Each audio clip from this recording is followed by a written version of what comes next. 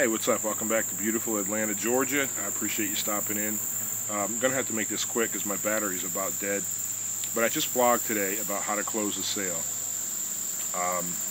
You know, if you want information on how to get to my blog, you can message me here on YouTube, or you can click that link down there. It says go here. It'll take you to a capture page. Just put your email address in there. It's hard-coded to me. I have a no spam policy. That'll take you to a 10-minute video to explain our company. You can do what you want at that point, but you're on my list, and you know I email my list 3 or 4 times a week, so that'll give you access at that point as well. But closing a sale, okay? A lot of people think that closing a sale is what happens at the end of a presentation. All right, that's not true. Closing should be part of the technique. It should be part of the presentation. Okay, like for instance, I used to sell Kirby's. All right, and during that presentation, it was, so John, can you see how this is going to save you money? And I'm nodding my head, and they're like, yeah, I can see that. Mary, you don't want this dirt, do you? They're like, no, I don't want that dirt. You're keeping them engaged. Okay, you're listing the features, you're showing the benefits of the features, you're showing them how it can save them money, all that stuff. You're answering their questions, you're answering their objections during the presentation, not at the end. Okay, so closing it starts during the presentation, it's not at the end. It's not like you get to the end of your presentation and then just like, you're asking for money, okay?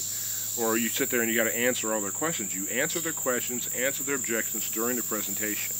That's what it's all about. Okay, so closing isn't just something that happens at the end. And then of course, you get to the point where there's nothing else to be said, and then you say, so what was your favorite part about what I said? And they'll tell you, well, I like the freedom. Geez, I want to go on vacation, or yeah, I want to save that money, or whatever. Okay, whatever piqued their interest. And then you say, so on a scale of 1 to 10, 1 being, hey, get out of my house or get off my Facebook wall, 10 being you're all in, where do you stand?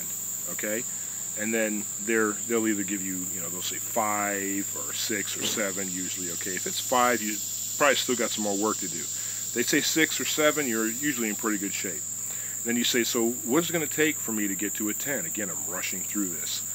And they'll say, well, they'll give you an objection, they'll ask you some questions, and you say, well, if I can answer those objections, if I can answer those questions, what would be stopping you from getting on board today?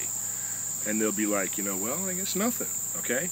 And then, so you answer the objections, and then you assume the sale, You just you don't sit there and wait, you know what I mean? You get to a point where you've got to assume the sale, and you say, so, well, let's get started. Let me get the paperwork going or whatever. And then at that point, you shut up, because you can talk them out of the sale.